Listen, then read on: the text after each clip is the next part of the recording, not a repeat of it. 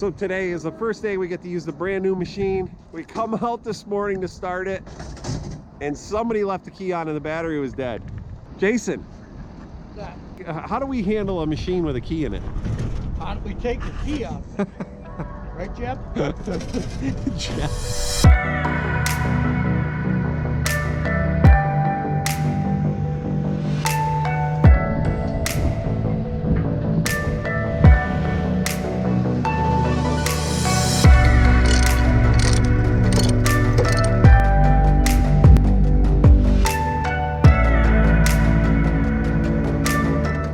So the neighbor's allowing us to come all the way up through his yard, which is just super, super nice, which I've said a million times, I know, but in these day and age, a lot of people aren't accommodating to allowing a contractor coming across their yard, especially when it's not a project for them.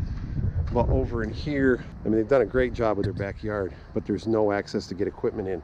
So if we were going to do this job, but we would have had to do it by hand if we were coming through their property, which would be way down in that overhang going from the garage. This is our setting today, all through here. We got great elevation to work with. Originally, we were thinking about circulating it back into the pool, but the more pictures I showed them, we decided to stop it right there. So then we can make a natural environment with moss and aquatic plants and some driftwood. If there was chlorinated water, we wouldn't be able to do any of that because it wouldn't survive. So right now, Wes is over there. He's getting the story pole ready. And Jason is setting up the laser for our grade, right, Jay? Yes. Morning, everybody. What are you doing right now? I'm setting grade on the pool deck so we know what grade to work with when we want to dig our pit. Usually we'll drop it about 30 inches when we dig our pit because we're using small aqua blocks. Should give us 10 inches for the aqua block and give us about 20 inches, you know, for the rock and gravel. Absolutely. So what Jason is explaining to you is that these are all the fundamentals, right? So every job we got to find a benchmark. So that's what the pool deck is. And the reason we're going so deep with the pit is that way we get one more drop waterfall out of this elevation. The aqua blocks, like you said, are like 9 inches, 10 inches. So it gives us room for gravel and to rock it and create a really nice waterfall, right? Yes, sir.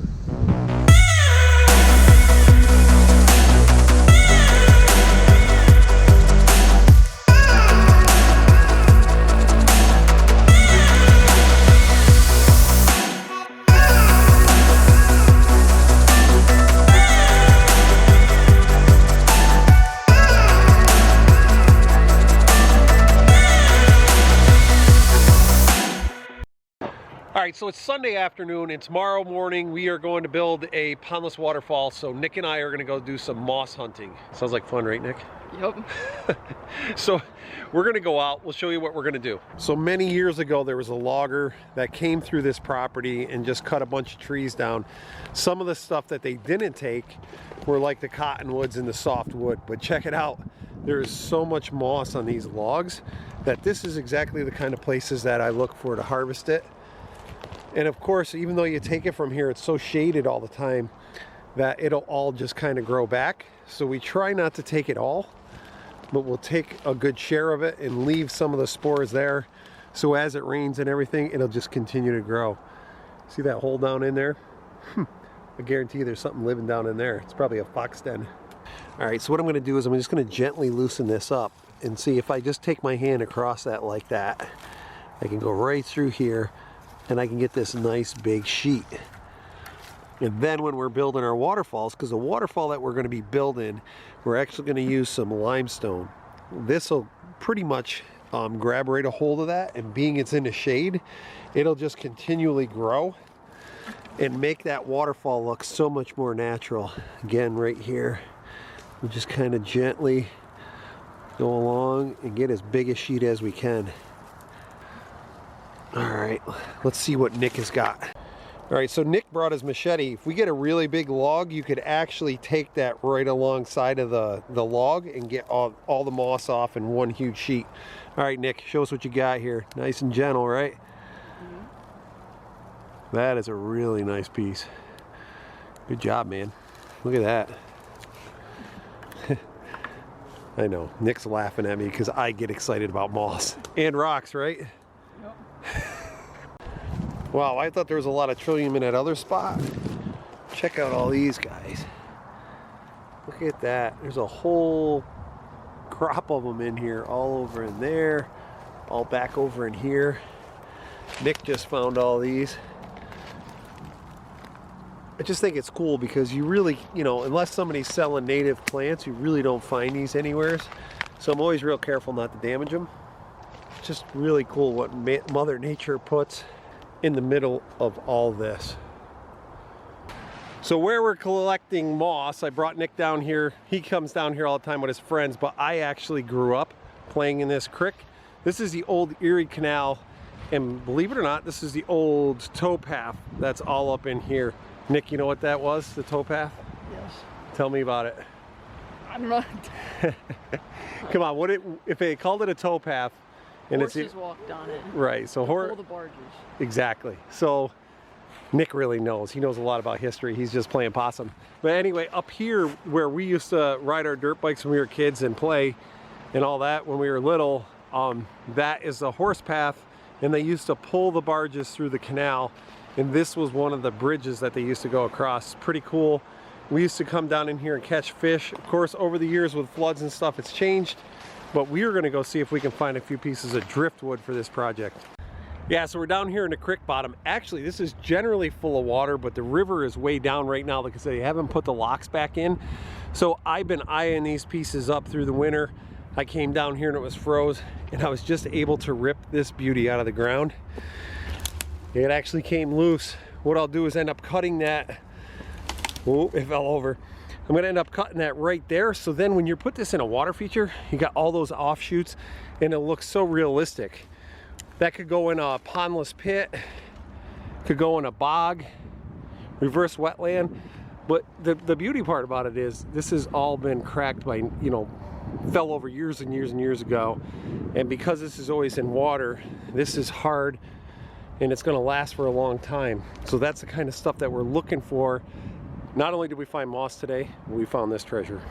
All right, so we are on day 2, and we got a little bit of a late start, but we got quite a few rocks set. We got this beautiful stump that we found back in the creek behind my house, but check out these drops we're gonna have all throughout here. This is gonna have a lot of back and forth switchbacks, which is one of the things I really like to do.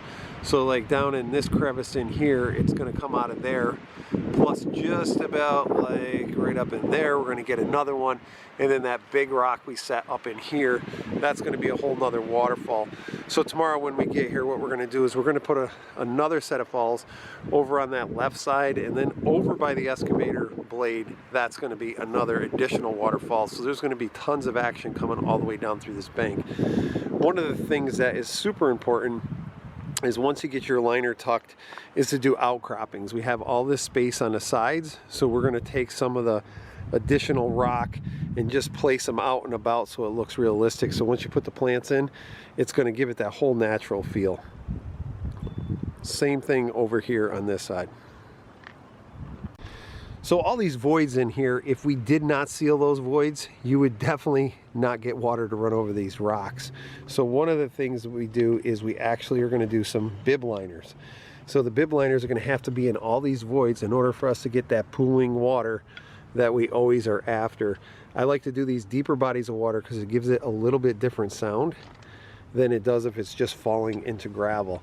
And then when we have this big rock up here, that's going to give some really nice sound right in this, over in there. And then imagine the lights that we're going to add in. It'll really gonna pop at night and have some great sound.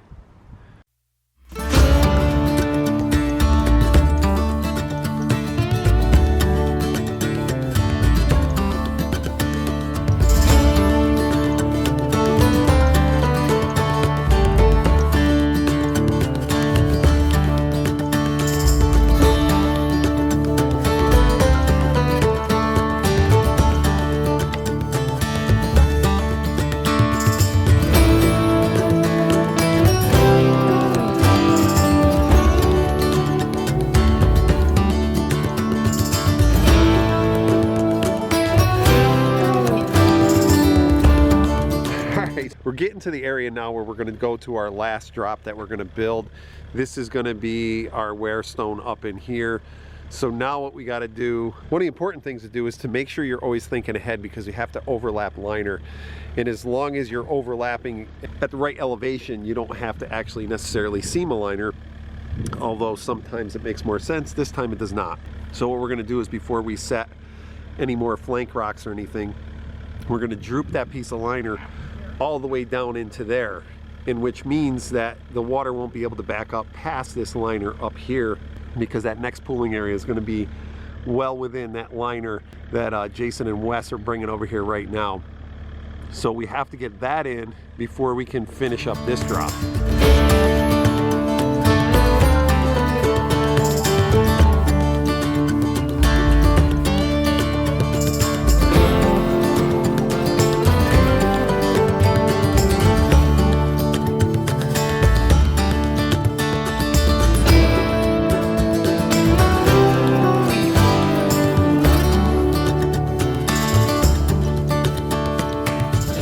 So we got all the plants in, we got everything mulched, we got the pea stone down for the little sitting area where we put these boulders, and 3 of those they actually had on the property, so we reutilized them and then added a couple of the rocks that we brought that kind of had the same texture. And then of course the outcroppings with the plantings. Right now a lot of these perennials are small because it's early spring, but as soon as that heat comes in, they're going to start to pop. We have the phlox that are already blooming, creeping junipers that'll eventually creep right over these rocks and soften it. And yeah, our water's starting to clear up. It's amazing what you can do with a pile of rocks. Back in the beginning, when we were actually picking up the rocks and it just gets dumped into the truck, it's hard to believe that you can actually create something like this out of all that rock. But that's why we look for all those different textures. I love that whole switchback look. So I love when water comes down, trails back over and comes back here, because in nature, that's what happens. The water just starts eroding things, and that's how it takes its path. And then back up in here, like we have this one big rock that's kind of slid a little bit, like the left side is down, and it's got this crevice because after millions of years of wear of water, you know, water has its way of taking its own path. And then we have all these nice little secret falls where we got water weeping over in these little corners. It's not a lot, but that's what makes things interesting, is just to try to create those little paths of water right in there. And then we got another little spot over here. And then as we go up the falls, I mean, this one over here, I like how that rock comes in there because that's kind of dished out and slanted. So that's how the water kind of took and eroded that path. And then we have that wear up there. All right, so that's a wrap on this pondless waterfall. It's been a great project. We had a lot of elevation to work with, which makes itself to look so much more natural because of that natural elevation we had, and we could cut that waterfall into the bank. So if you like this sort of thing, please like, subscribe, leave some comments. We hope to see you all soon. Enjoy your families. Life is short. Do today. Don't wait till tomorrow.